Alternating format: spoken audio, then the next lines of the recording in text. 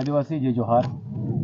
आदिवासी संस्कृतीनुसार उत्तर महाराष्ट्रातील आदिवासी जिल्ह्यांमध्ये आदिवासींचं कुलदैवत डोंगरदेव हे उत्सव मोठ्या आनंदात सध्या सर्वत्र सुरू आहे.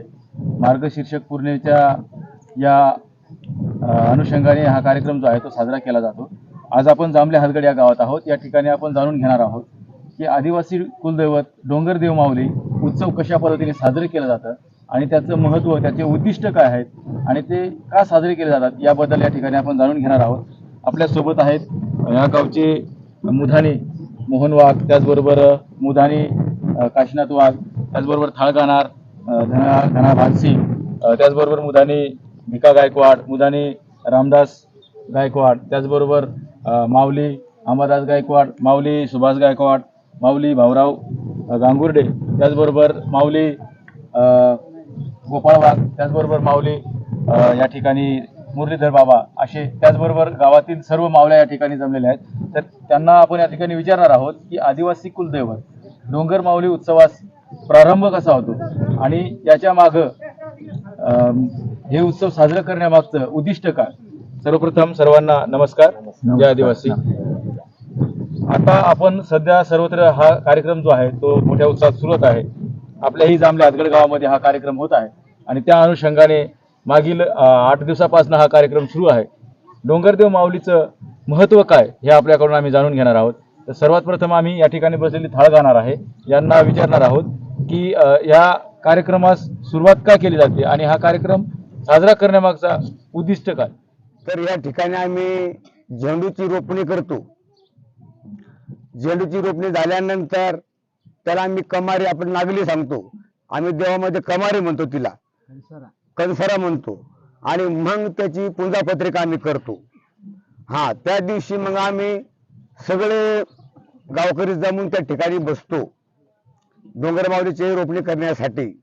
मग त्या ठिकाणी हा थाळीगाणा गायला जातो. थाळीगाणा म्हणजे 52 कोटी देव त्याच्या थाळीमध्ये उतरतात. 800 देवळा 900 देवळाच्या मावल्या त्या थाळीमध्ये येतात.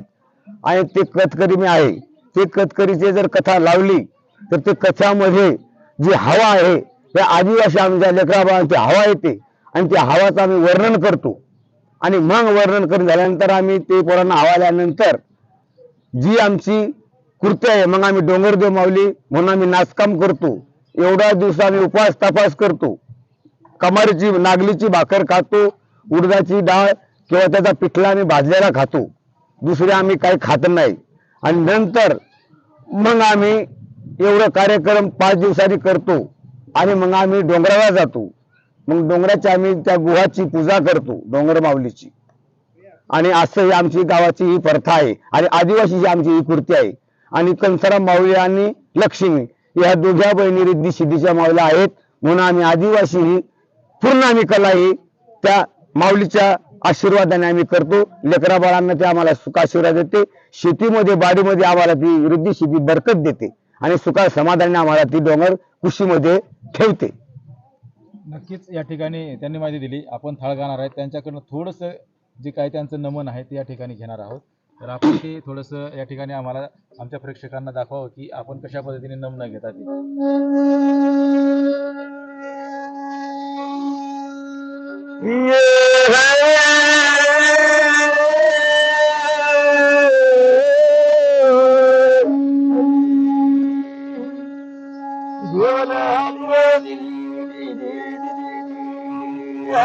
नमनामध्ये डोंगर माता डोंगर माऊली माय म्हणा तर दिशी माऊली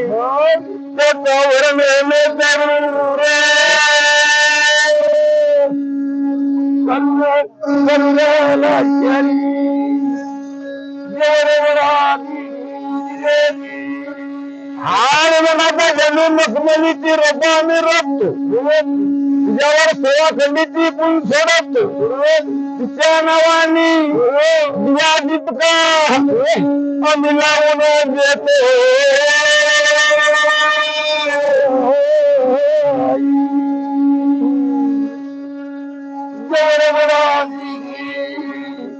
लडकर म्हणा आमचा गोळा रायकंदर सारखा गोळा आहे, सारखा गोळा आहे, याची माऊली राजमाता जे घराला नमन, अप्पामाऊलीला नमन, गावच्या मेघाला नमन, गावाच्या आईबाईला नमन, म्हणून आम्हाला ही परंपरा आमची भक्ती आहे. आम्ही या भक्तीला कधी विसरणार नाही रे.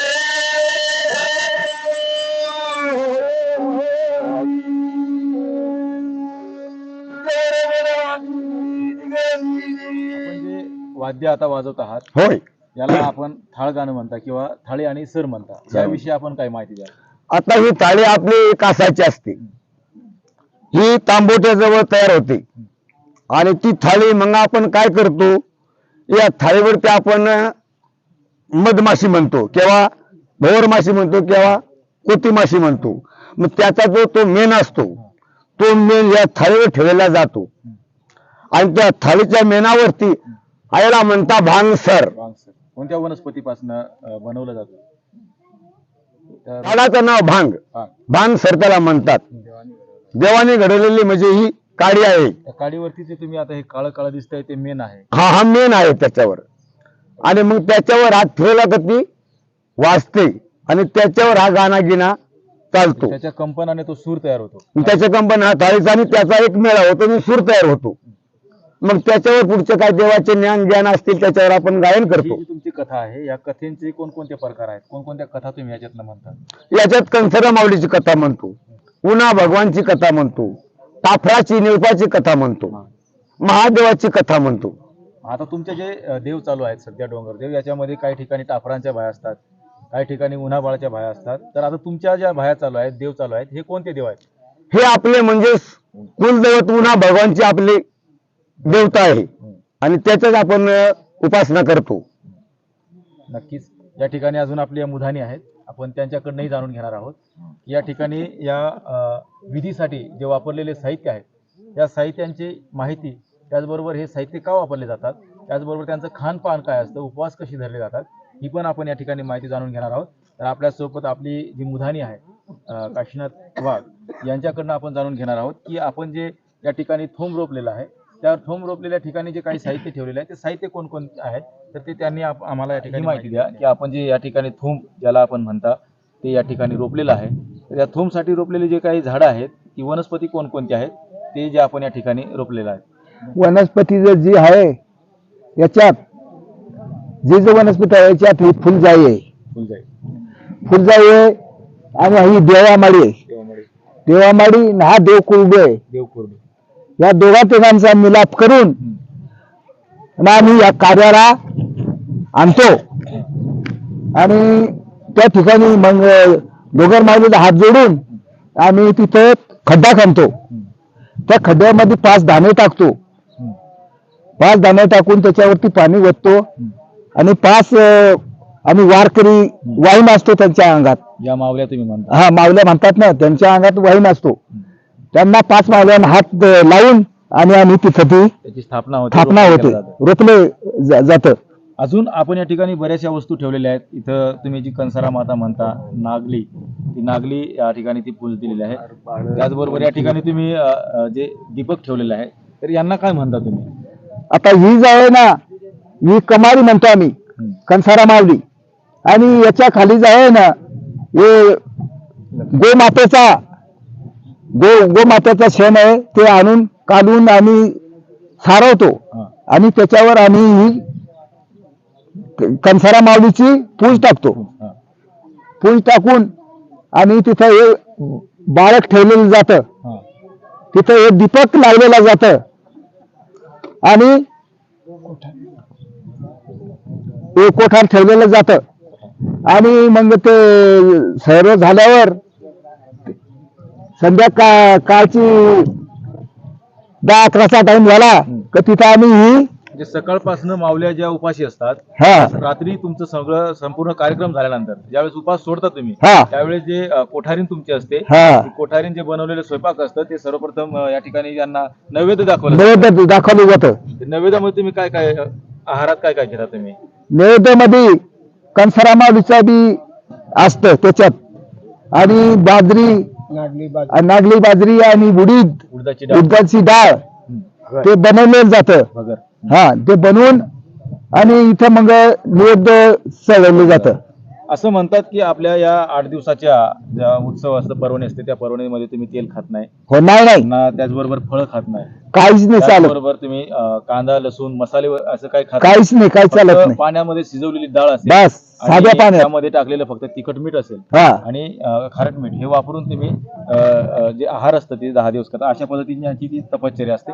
त्याचबरोबर या ठिकाणी अजून काही साहित्य आहेत. या ठिकाणी जी एक काकडी आहे, त्या काकडीचं महत्व काय, तुम्ही त्याला काय म्हणता? काकडी त्याला आम्ही बाळक म्हणतो. बाळक का म्हणता त्याला तुम्ही? बाळक म्हणजे ज्या टायमामध्ये आमच्या आदिवासी लोकांच्या अंगात देव आलं तर कोणाच्या अंगात कंसारा माऊली येते, कोणाच्या अंगात बाळातीन माऊली येते, कोणाच्या अंगात ब्रह्मदेव येतो.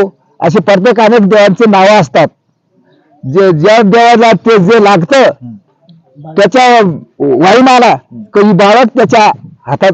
म्हणजे सर्वसाधारण जनतेसाठी वाटणारी ती एक काकडी, ती आदिवासी समाजातील समाजासाठी ते बाळक म्हणून त्याला एक सर्वात जास्त महत्व दिलं जातं. नक्कीच.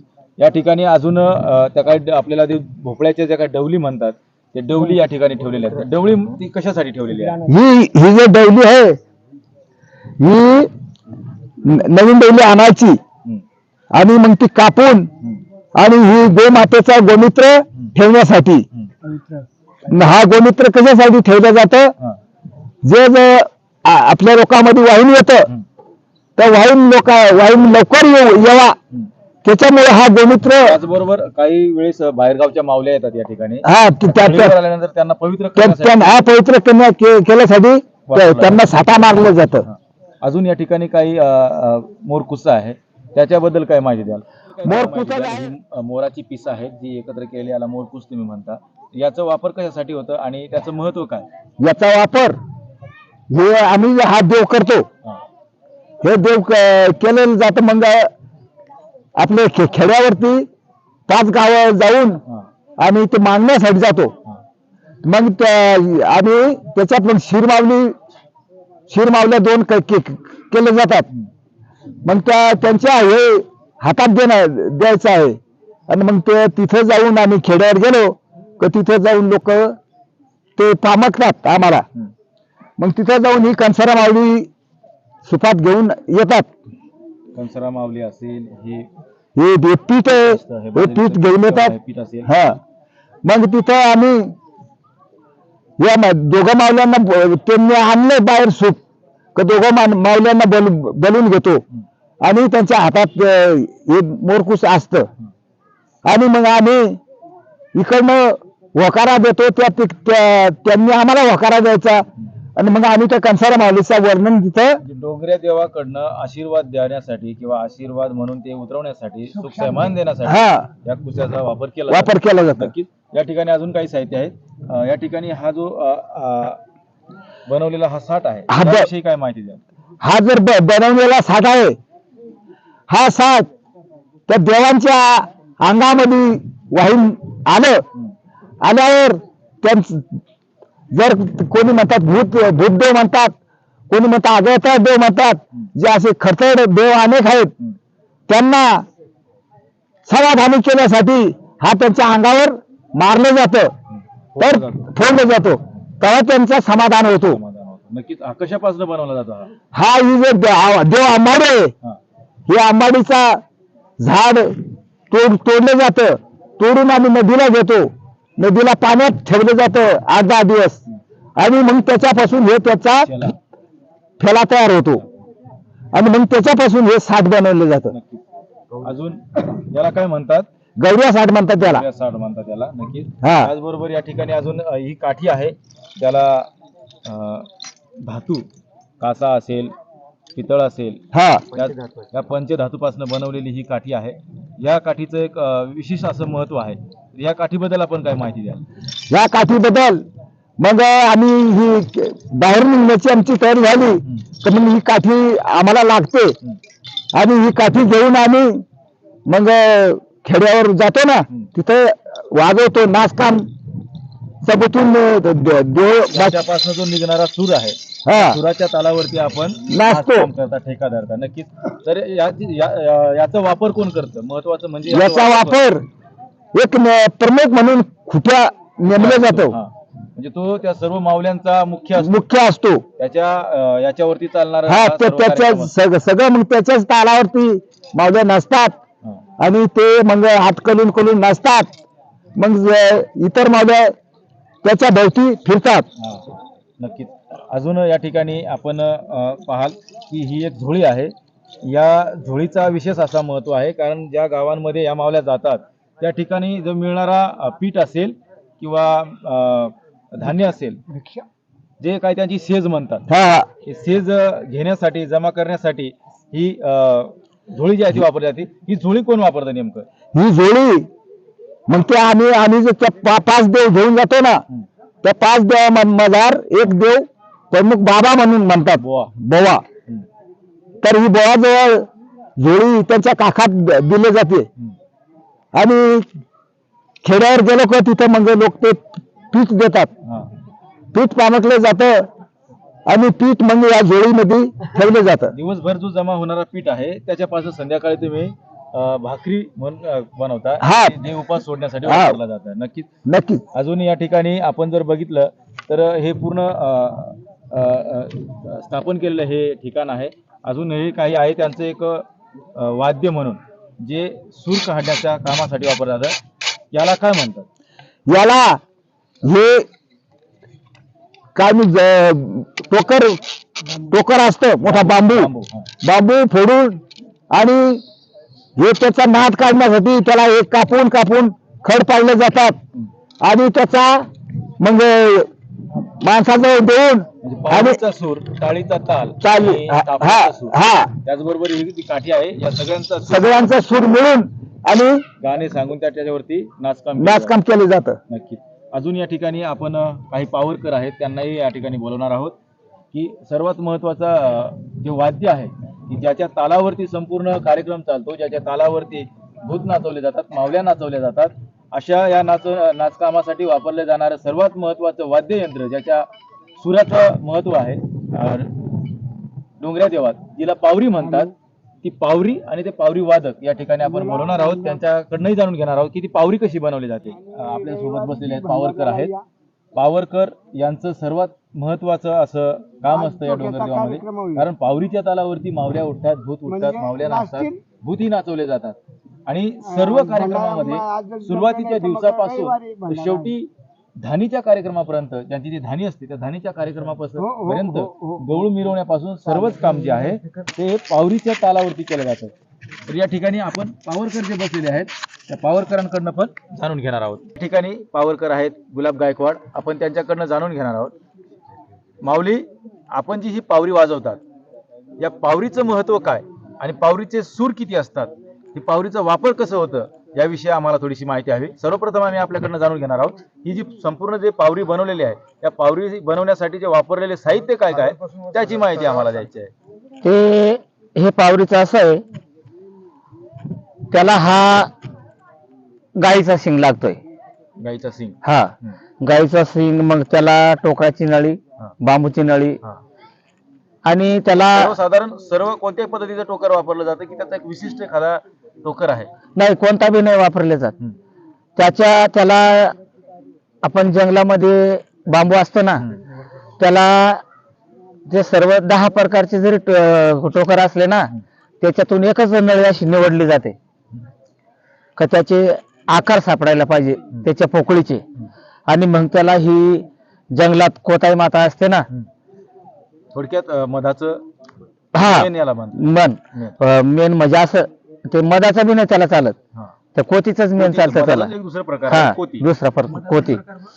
पण मग त्याला ते आणायचं घरी, तो तयार करायचा आणि मग त्याला हा भोपळा गवसायचा. भोपळा म्हणजे आपल्या भाषेत, मराठी भाषेत त्याला भोपळा म्हणतात, पण त्याला आदिवासी समाजाच्या भाषेत त्याला डवली म्हणतात. मग डवली तयार करायची त्याला. मग अजून ते हे देव भेंडी म्हणतात तिकडं. मग ती भेंडी त्याला ते पिप तयार करायचे.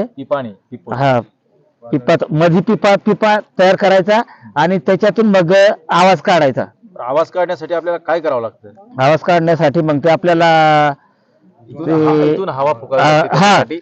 आणि डायरेक्ट अशी तोंडाला लावायची. महत्वाचं म्हणजे संपूर्ण पृथ्वी तलावरती एकमेक हे वाद्य असं आहे की फक्त आदिवासी समाज जो आहे तोच वाजवू शकतो आणि म्हणून या पावरीला महत्व दिलं जातं. आजपर्यंत ही पावरी वाजवण्याची कला आदिवासी समाजा व्यतिरिक्त दुसऱ्या कुठल्याही समाजाला अवगत नाही अशी ही एक पावरी आहे. या ठिकाणी आपण ती वाजून पण बघणार आहोत आणि त्याचा सूर पण ऐकणार आहोत. तर मी आपल्याला विनंती करेल की आमच्या प्रेक्षकांना आपण ही पावरी कशी वाजते या ठिकाणी थोडस सूर आपण वाजून दाखवायचं आहे. आवाज काढून दाखव का? चालेल.